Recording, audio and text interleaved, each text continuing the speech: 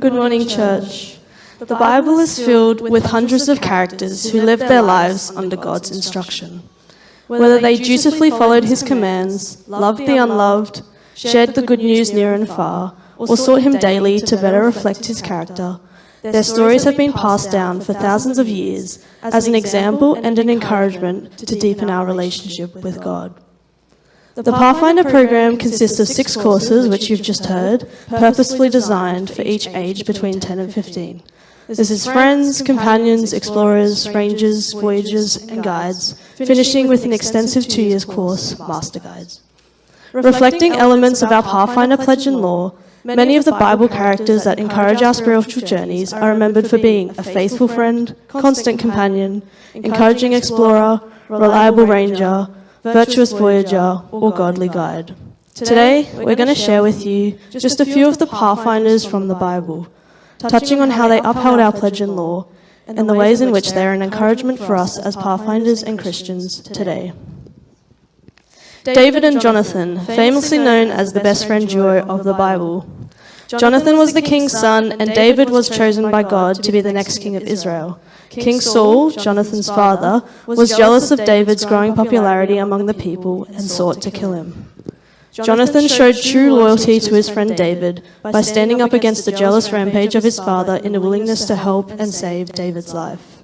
Siding with David, he risked his life to support him. In 1 Samuel chapter 20, Jonathan pledges an oath to David. From the middle of verse 12, we read, "I will talk to my father and let you know at once how he feels about you. If he speaks favorably about you, I will let you know. But if he is angry and wants you killed, may the Lord strike me and even kill me if I don't warn you so you can escape. May the Lord be with you as he used to be with my father, and may you treat me with the faithful love of the Lord as long as I live." A faithful friend is someone who is there in the hard times. They aren't a seesaw friend, coming and going when they please. Instead, they will support you no matter the circumstances. Jonathan was a faithful friend to David.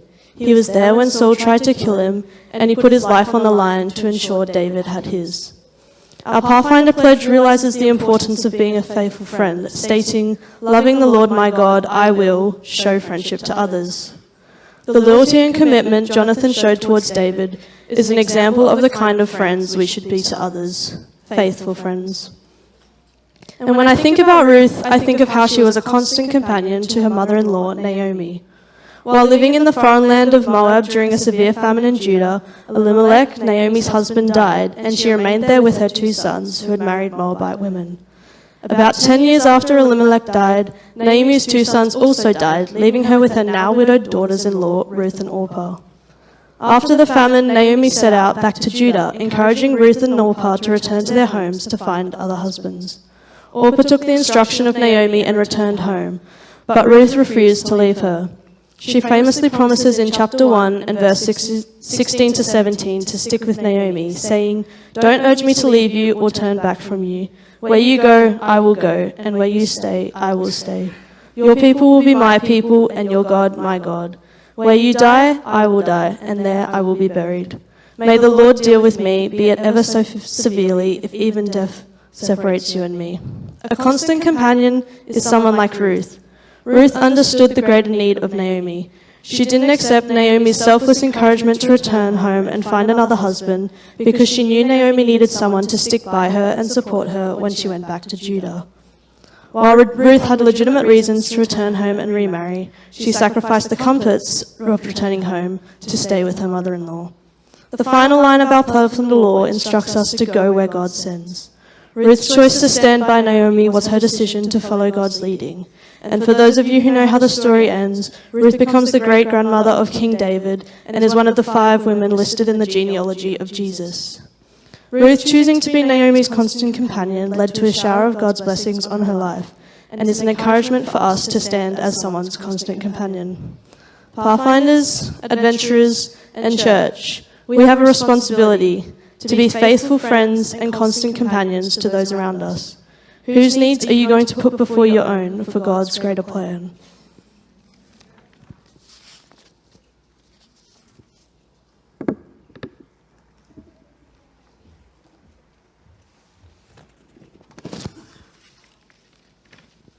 Good morning and happy Sabbath. Today I will be sharing how Joshua, Caleb and David were explorers and rangers in the Bible. Their actions and faith serve as powerful examples of how they upheld the Pathfinder pledge and law in their lives. A definition of an explorer is someone who travels through an unfamiliar area to learn about it. In the Bible, Joshua and Caleb stand out as true explorers. God instructed Moses to send 12 spies to explore the land of Canaan. When the spies returned, they all gave the same initial report. We entered the land you sent us to explore, and it is indeed a bountiful country, a land flowing with milk and honey. But the people living there are powerful, and their towns are large and fortified. Numbers 13:27-28. However, 10 of the spies doubted that the Israelites could overcome the challenges ahead. They focused on the strength of the opposition rather than God's promises. Numbers 13:32 says, "So they spread this bad report about the land among the Israelites. The land we traveled through and explored will devour anyone who goes to live there." Not once in this passage do we see the 10 spies seeking God's help or guidance. Instead, they relied on their own understanding and doubted God's ability to fulfill his promise. In contrast, Joshua and Caleb had a completely different perspective. Numbers 14:7-8 shows, "The land we passed through and explored is exceedingly good. If the Lord is pleased with us, he will lead us into that land." God had promised to lead the Israelites to a land flowing with milk and honey. Yet, when they stood at the threshold of Canaan, the Israelites allowed fear to overcome their faith. Joshua and Caleb, however, trusted in God's strength and provision. They boldly addressed the assembly, saying, "Let's go at once to take the land, for we can certainly conquer it." As Pathfinders, we are called to be explorers of faith, willing to venture into the unknown, with complete trust in God's guidance. Joshua and Caleb's refusal to give interfere and commitment to God's mission reflects a part of our Pathfinder law. Aim to do my best. They remain true to their convictions and stand firm in their faith, acting as explorers in the Bible. We too can be like Joshua and Caleb by trusting in God's promises, seeking his guidance, and approaching challenges with courage and faith. We can become modern-day explorers, ready to go wherever he sends us. In the Bible, rangers can be seen as those who take on responsibility of guiding, protecting, and leading others while remaining faithful to God. David, a shepherd who became a warrior and eventually king, exemplifies these qualities. David first displayed courage and responsibility when he faced Goliath. As a young man, he fully trusted God and stepped up when others hesitated. David believed that God would empower him to defeat Goliath, declaring in 1 Samuel 17:47, "The battle is the Lord's." This unwavering trust and bravery inspires us to face our own challenges with faith and determination. As a leader, David demonstrated humility and a servant's heart. Even when King Saul, whom he deeply respected, sought to kill him, David refused to harm Saul, trusting in God's justice. In 1 Samuel 24:6, David says, "The Lord forbid that I should lay a hand on the Lord's anointed." His restraint teaches us the importance of staying calm and acting righteously even in the face of conflict. This is how we lead with integrity. David's leadership was marked by service and care for others. As a shepherd, he protected his flock. As a king, he protected his people. David's leadership. Psalm 78:72 says, "And David shepherded them with the integrity of heart. With skillful hands he led them." This reflects the Pathfinder law of go where he sends. Rangers are called to serve God and others with dedication, and David's life reminds us to always do our best for God's kingdom. Joshua, Caleb, and David's lives remind us of the incredible things God can do when we fully trust Him. Joshua and Caleb stepped forward with courage, believing in God's promise, even when others were afraid. David led with faith and a servant's heart, staying close to God in all he did. Like them, we are called to trust God, to go where He sends us, and to serve with courage and integrity. With God's guidance, we can face any challenge and make a difference in His kingdom. Let us live out the Pathfinder pledge and law boldly, knowing that God is always with us, from the beginning until the very end.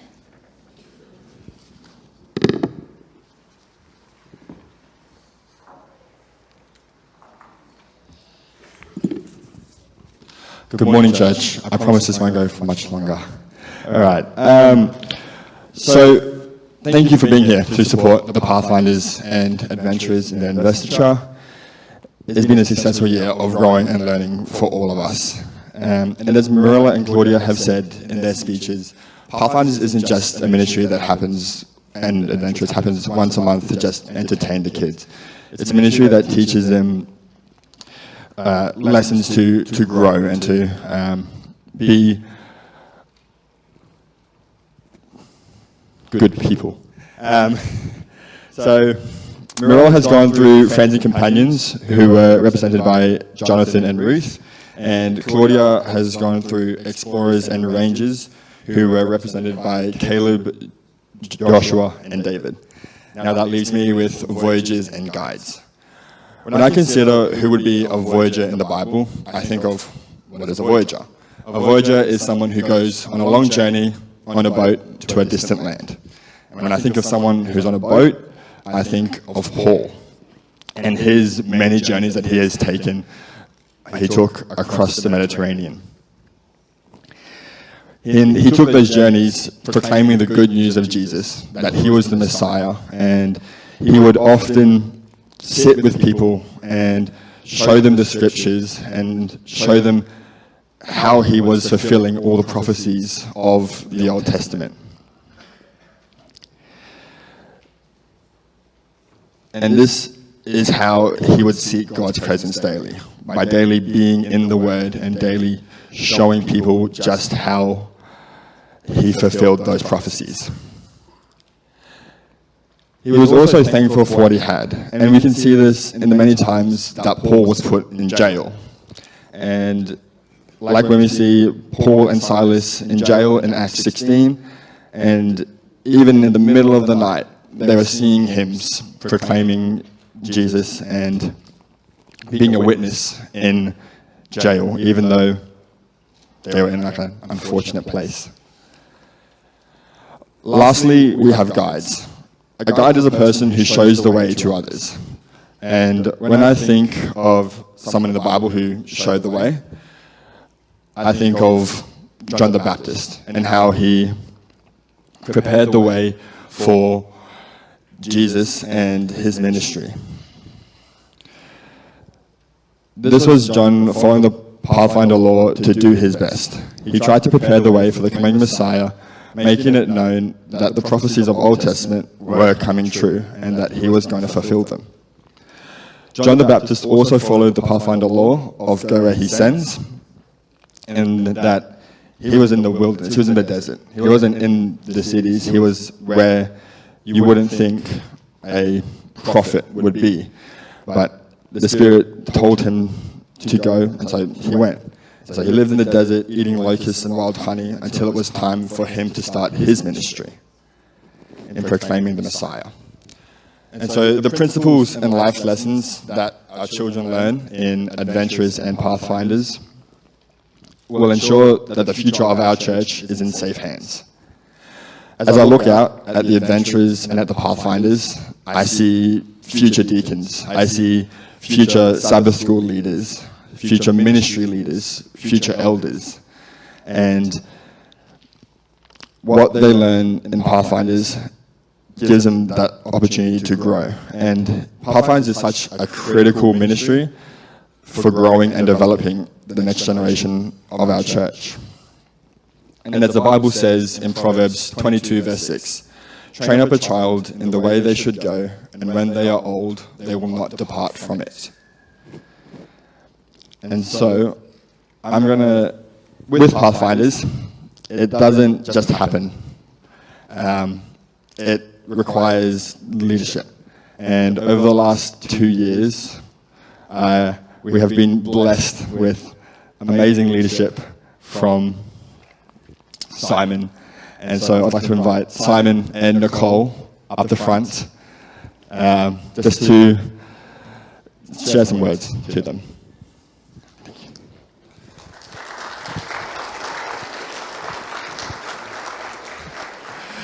They didn't know I was going to do this, which is good because I like surprises. I like surprising people. But these two people right here have such a heart for God and such a heart for young people. I know that they had many nights where they were preparing for camps, preparing for lessons, for classes. And as a leader within the club, I just want to say, Simon, I really look up to you and how organized you are with the club and how patient you are with the kids and just the character that you have to serve and to share God's love. And Nicole, I want to thank you for all that you do in the background. Behind every great man, there's a great lady. And so I want to say thank you for preparing meals for camps and for all of our meetings. We have been well fed. And so it's a bit, sad when leaders step down. And I just want to say that as much as with church, you're always part of the church family, you'll always be part of the Pathfinder family as well. And I just want to say thank you for all that you've done for us.